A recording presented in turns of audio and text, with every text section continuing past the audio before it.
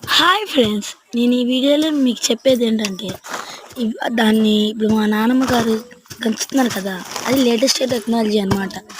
మీకు ఆ పప్పులోంచి మట్టిని వేరు చేయాలంటే అలా చేయాలి. అయితే అంటే ఈ లేటెస్ట్ టెక్నాలజీని మీరు యూజ్ చేస్తారంటే మీరు కామెంట్ చేయండి. ఎంత మట్టి ఉందో కదా,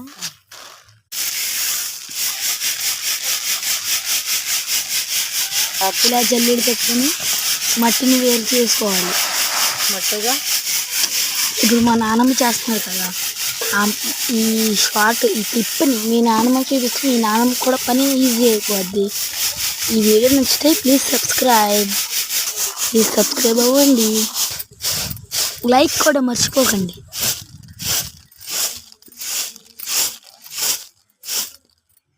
ప్లీజ్ కామెంట్.